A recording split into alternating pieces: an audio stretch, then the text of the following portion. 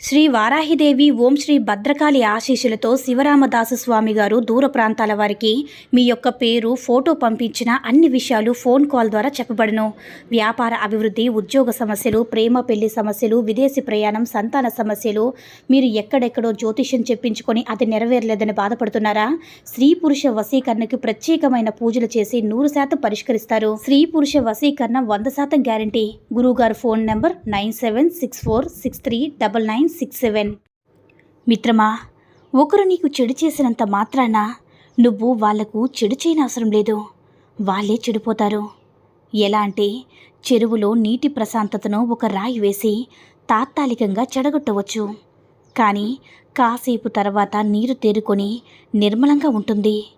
కానీ రాయి మాత్రం ఎప్పటికీ నీటి అడుగునే ఉండిపోతుంది. మిత్రమా, చెడు స్వభావం కలవారని తెలిస్తే వాళ్ళు సొంత వాళ్ళైనా పరాయి వాళ్ళైనా ఎవరైనా సరే పక్కన పెట్టండి. ఎందుకంటే మన చేనులో పండిన మిరపకాయే కదా అని కళ్ళలో పెట్టుకుంటే అది మంటని పుట్టిస్తుంది తప్ప చల్లదనాన్ని ఇవ్వదు కదా. ఎందుకంటే దాని స్వభావం అలాంటిది కాబట్టి. మిత్రమా, దేవుడు మనల్ని ఏం చూస్తాడులే అని నలుగురిని మోసం చేసి 4 కుటుంబాలను రోడ్డును పడేసి అడ్డదారుల్లో డబ్బు సంపాదించి విర్రవీగేటప్పుడు తెలియదు. చేసిన పాపాలు పండి ఆసుపత్రిలో రోజులు లెక్క పెట్టేటప్పుడు గోడ మీద ఇలా రాసి ఉంటుంది మిత్రమా, ICU అని.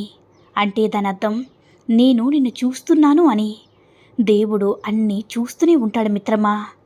అప్పుడు నీకు నువ్వు చేసిన మోసాలు, పాపాలు అన్నీ కూడా గుర్తు చేస్తాడు. అవునా మిత్రమా? ఒకరిని తొక్కి ఎదగడం, ఏ తప్పు చేయని వారికి బాధ పెట్టి సంతోషించడం గొప్ప కాదు. ఒకరి పతనం నువ్వు చూడాలనుకుంటే నీ పతనం పైవాడు చూస్తాడు. ఒకరిని అనవసరంగా బాధ పెడితే అంతకంటే రెట్టింపు బాధని నువ్వు ముందు అనుభవిస్తావు మిత్రమా. ఒక్క విషయాన్ని గుర్తుంచుకో మిత్రమా, ఒక్క బాధ 100 సంతోషాలను దూరం చేయగలదు. అదే 1000 సంతోషాలు కూడా ఒక్క బాధని దూరం చేయలేవు. అందుకే మనం ఆలోచించాలి. ఒకరిని బాధ పెట్టడం క్షణాల్లో పని, ఇంకొకరిని సంతోష పెట్టడం అంటే మన తరం కాని పని మిత్రమా. కాదంటారా? ఒక్క విషయాన్ని గుర్తుంచుకో మిత్రమా, నువ్వు బాగున్నప్పుడు పువ్వు లాంటి మాటలు విసిరిన వారే నువ్వు బాగోలేనప్పుడు రాళ్ళ లాంటి కఠినమైన మాటలు విసురుతారు. అందుకే నువ్వు బాగోలేనప్పుడు ఎలా ఉన్నావో బాగున్నప్పుడు అలానే ఉండు. 2 సందర్భాల్లో కూడా ఒకేలా ఉండు మిత్రమా. 2 సందర్భాల్లో నీతో ఉన్నవారి నీవారు. కాదంటారా? నీతి నిజాయితీతో బ్రతికే బ్రతుకులో రాజసం ఉంటుంది. ఎందుకంటే ఎవరికి వంగి వంగి దండాలు పెట్టనవసరం లేదు. మరీ ముఖ్యంగా ఎవరికి భజన చేయవలసిన అవసరం లేదు. అదొక రాజసం అంతే మిత్రమా. అలా బ్రతకాలంటే దమ్ము, ధైర్యం ఉండాలి. మిత్రమా, ఎవరు ఎప్పుడు ఎలా మారుతారో చెప్పలేము. సమయం కంటే వేగంగా మనసులు మారే మనుషుల మధ్య ఉంటున్నాం. అందుకే ఎవరితో ఎంతలో ఉండాలో అంతలోనే ఉండాలి. మనవాళ్ళు అనుకోవడం మనం చేసే అతి పెద్ద తప్పు మిత్రమా. నీకు విలువనివ్వని వారి వద్దకు వెళ్ళి నీ విలువను పోగొట్టుకోవద్దు. నీ అభివృద్ధిని చూసి ఈర్ష్యపడే వారికి దూరంగా ఉండండి. నీ ముందు ఒకలా, నీ వెనుక మరోలా ఉండేవారికి దూరం పెట్టండి. అభిమానించే వాళ్ళని, ప్రేమించే వాళ్ళని, సహాయం చేసిన వాళ్ళని ఎప్పటికీ కూడా దూరం చేసుకోవద్దు మిత్రమా. పాపం అయ్యేలా సంపాదించకండి. అప్పు అయ్యేలా ఖర్చు చేయకండి. అజీర్తి అయ్యేలా తినకండి. మనస్పర్ధలొచ్చేలా మాట్లాడకండి. ఆలస్యమయ్యేలా నడవకండి. చితికి చేరేలా చింతించకండి. అర్థం చేసుకోకుండా అవమానపరచకండి. నాదే లోకం అనుకోకుండా ప్రపంచాన్ని చూడండి మిత్రమా. ద్వేషాన్ని వదిలేసి ప్రేమను ఆస్వాదించండి మిత్రమా. ఆవేశంలో ఆపలేని క్షణికుద్రేకంలో మనం చేసే చిన్న తప్పు జీవితాన్ని మార్చేస్తుంది.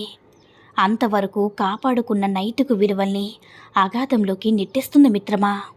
కొంచెం ఆలోచించి అడుగు వేయాలి. మాట్లాడే మాట, చేసే చేత ఇతరుల్ని నొప్పించకుండా జాగ్రత్త పడుతూ విలువైన జీవితాన్ని, వ్యక్తిత్వాన్ని అందంగా మలుచుకోవాలి మిత్రమా. ఒక్క విషయాన్ని గుర్తుంచుకో మిత్రమా, వ్యక్తిని కాక వ్యక్తిత్వాన్ని ప్రేమించగలిగినప్పుడు పరాయి వాళ్ళు కూడా మనవాళ్ళు అవుతారు. మనవాళ్ళని అనుకుంటే దూరం ఉండదు. పరాయి వాళ్ళని అనుకుంటే దూరం దానికదే ఏర్పడుతుంది మిత్రమా. సంబంధాలు కూడా దెబ్బతింటాయి. ఒకవైపు నీకొక సమస్య ఉందని చెప్పుకుంటే నిన్ను చిన్న చూపు చూస్తూ నీ బలహీనతను ఆధారంగా చేసుకుని నిన్ను వాడుకోవాలనుకునే మనుషులున్న సమాజం మనది. రెండో వైపు మంచితనంతో సహాయం చేస్తే సమస్య తీరాక చేసిన సహాయాన్ని చిన్నదిగా చూసే మనుషులున్న సమాజం మనది మిత్రమా. అలాంటి సమయంతో కాస్త జాగ్రత్తగా ఉండు మిత్రమా. నాకు తెలిసిన జీవితంలో నటన మాత్రమే కనిపించింది. ఎవరి అవసరాలు వారివి, ఎవరి స్వార్థాలు వారివి. అవి తీర్చడానికి ఒక మనిషి ఉండాలి, అంతేకాని ఆ మనిషికి విలువనివ్వరు. నటించే మనుషుల మధ్య ఆట బొమ్మగా ఉండిపోవడం కన్నా ఒంటరిగా మిగలడం ఎంతో ఉత్తమం కదా.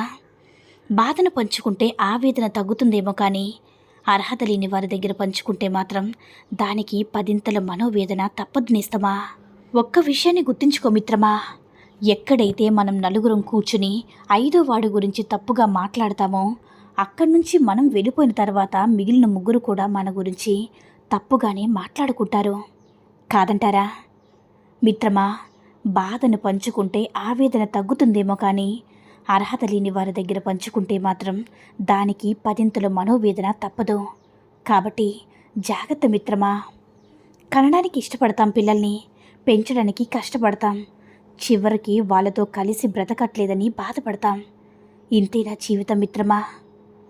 మనిషి జీవితంలో తన బ్రతికిన గొప్ప స్థానం తల్లి గర్భంలో ఉన్న 10 నెలలు. ఎందుకంటే అక్కడ ఏ మనిషి తప్పు చేయడు, ఎంత చీకటి ఉన్నా భయం వేయదు, దేని మీద ఆశ ఉండదు, నాదేని స్వార్థం ఉండదు. ఎప్పుడూ ప్రశాంతంగా ఉండేది కూడా తల్లి గర్భంలో మాత్రమే మిత్రమా. అందుకే మనిషి చూసిన గుడి తల్లి గర్భం, మనిషి చూసిన దైవం తల్లి ప్రేమ. అవునా మిత్రమా. ఎక్కువగా సంపాదిస్తే జీవితాన్ని మరింత సుఖమయంగా మార్చుకోవచ్చు అనుకుంటారు, కానీ అది కరెక్ట్ కాదు. కడుపు కాలుతున్నప్పుడు సంపాదించిన 10 రూపాయలకి ఇచ్చే విలువ కడుపు నిండిన తర్వాత సంపాదించి ఏ 10 రూపాయలకి ఉండదు మిత్రమా. అసలు ఆనందం అనేది బయట ఎక్కడో లేదు. నిజంగా ఆనందం ఉండేవారికి డబ్బుతోని సౌకర్యాలతోని పని లేదు మిత్రమా. సమస్యలు వచ్చినప్పుడు సర్దుకుపోవడం చాలా గొప్ప గుణం. అది అహంకారాన్ని దూరవేస్తుంది, పరిష్కారాన్ని చేరువ చేస్తుంది, బంధాల్ని పదిలం చేస్తుంది, బాధ్యతల్ని గుర్తు చేస్తుంది మిత్రమా. జీవితం అనే పొలంలో సమస్యని కలుపు మొక్కలు పెరుగుతూనే ఉంటాయి. అలాని పొలం వదిలి వెళ్ళగలమా. కలుపు మొక్కల్ని తప్పిస్తూ జీవించాలంతే. అర్థమైందనుకుంటా మిత్రమా.